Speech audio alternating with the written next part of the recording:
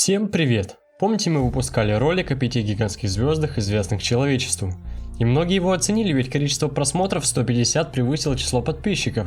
Сегодня мы приготовили для вас по-настоящему бомбический выпуск на эту же тему. И несмотря на крохотное число наших зрителей, мы все равно стараемся делать познавательный и качественный контент. Готовы охренеть от увиденного? Тогда приготовьтесь, мы начинаем. Наша Вселенная настолько велика, что представить ее величину практически невозможно.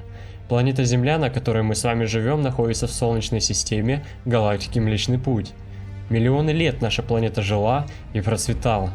Но грядущие события, в которых примет участие наша планета, могут стать для нее последними. Часть грядущих катастроф во Вселенной, о которых пойдет речь, повлияет на существование всего человечества. Давайте начнем издалека, по убыванию, от масштаба катастрофы, до которых еще миллиарды лет. Большой разрыв. В 1998 году ученые наблюдали стандартные сверхновые звезды типа 1А. Яркость взрыва почти не меняется, и по уровню яркости взрыва можно определить расстояние до точки сверхновой. Есть и другой способ определения огромных расстояний – методом красного смещения. Пока свет от взрыва сверхновой летит к Земле, он постоянно сдвигается в красный спектр.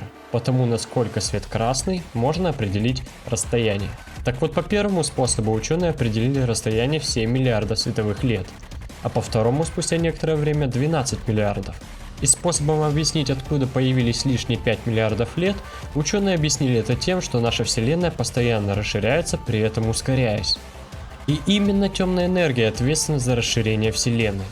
Эта антигравитация незаметна не только в галактике, но даже и на Земле, превосходящая гравитацию расстояний между скоплением галактик. А это значит, что изобретя сверхновый двигатель, люди не смогут посетить 95% Вселенной.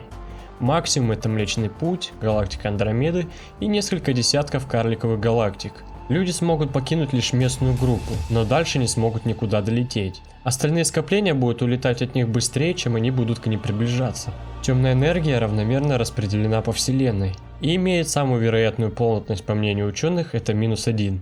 А значит, что Вселенная закончит свое существование в большом разрыве, примерно через 80 миллиардов лет. Все пока что видимые объекты будут разлетаться от нас, все ускоряясь, пока скорость расширения не достигнет световой. И тогда в телескопы мы уже не сможем увидеть ничего. За 200 миллионов лет до разрыва начнет распадаться и местная группа, а еще через 140 миллионов лет начнут распадаться системы и разлетятся по стремительно расширяющейся Вселенной примерно за годы до финала. Планеты разорвет за считанные месяцы, а атомы будут уничтожены за секунды до разрыва. Останутся лишь электроны, кварки, глюоны. Каждая частица будет отдаляться друг от друга все быстрее скорости света.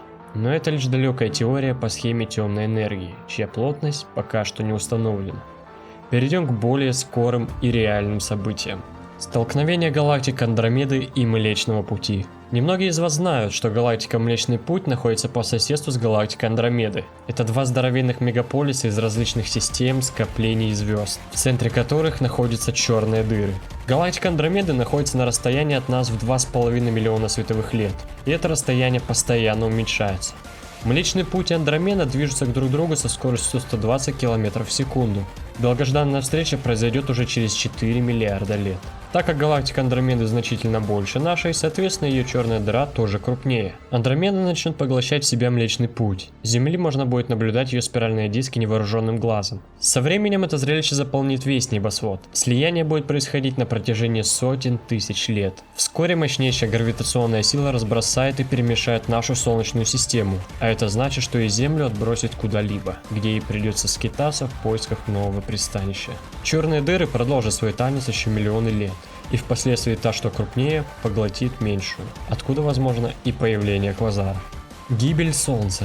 Прежде чем Млечный Путь столкнется с Андромедой, планету Земля ожидает еще более ужасная катастрофа. Звезда Солнца является желтым карликом и может жить всего 10 миллиардов лет. По исследованиям ученых, Солнце уже существует около 5 миллиардов лет, а значит примерно через столько же Солнце умрет, уничтожив все ближайшие планеты. Каждые 100 миллионов лет яркость Солнца постепенно будет увеличиваться, и примерно через миллиард лет Земля начнет ощущать все изменения. Температура на поверхности Земли начнет ползти вверх, это вызовет сильный парниковый эффект. Он тем временем дополнительно ускорит повышение температуры на поверхности планеты. Затем последует катастрофическое усиление осадков и ураганные ветры, что приведет к ускоренному процессу измельчения силикатов. А измельченные силикаты начнут поглощать углекислый газ из воздуха. После окончательного выпаривания воды движение тектонических плит прекратится, потухнут вулканы. А значит прекратится и выработка углекислого газа, что приведет к гибели растительности. Тем временем уменьшение растительности значительно замедлит выработку кислорода в атмосфере, а это уже означает гибель всей животной жизни. Останутся лишь бактерии, приспособившиеся к экстремальной жизни, но и их скоро постигнет гибель, так как в скором времени не станет и озонового слоя. Так погибнет все живое на Земле еще за 4 миллиарда лет до полной гибели Солнца. Удар астероида. Еще при жизни известный британский астрофизик Стивен Хокинг заявил, что человечеству необходимо колонизировать Марс и Луну в ближайшие 30-50 лет. По исследованиям Хокинга, в ближайшие 200 лет Землю посетит около 20 крупных тел из космоса. Одним из них будет астероид размером в 1200 километров. Это примерно 1/3 Луны. Астероид размером от Нижнего Новгорода до Санкт-Петербурга. Войдя в зону атмосферы, этот гигантский астероид начнет понемногу дробиться, и куски астероида упадут на Землю не сразу, а поочередно. Речь все равно идет о гигантской массе. Бомбардировка осколками астероида приведет к большому выбросу тепла, который способен испарить многие озера и моря. Часть поверхности Земли буквально расплавится. Падение основной массы астероида приведет к толчку литосферных плит, резкое движение которых повлечет за собой ужасные катаклизмы.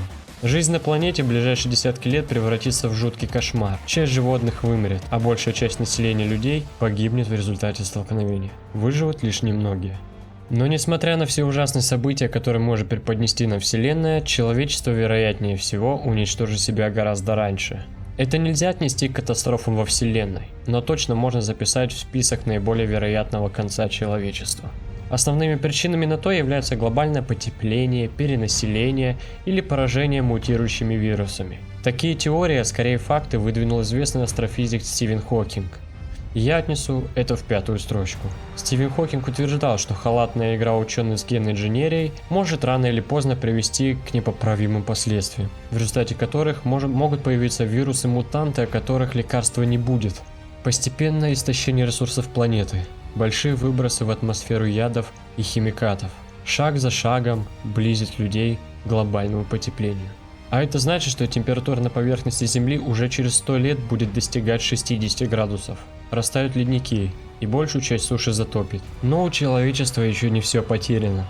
Уже сегодня миллиардер Илон Маск выдвинул несколько идей по перенаселению людей на Марс. А к 2022 году планируется первая колония на Марсе. Каждый день все больше людей придерживаются мнению защиты природы и использования экологически чистых видов промышленности. Компания Tesla уже выпустила и протестировала несколько автомобилей, работающих на электричестве. А это значит, что баланс ухода за планетой начинает прибавлять в сторону полезного.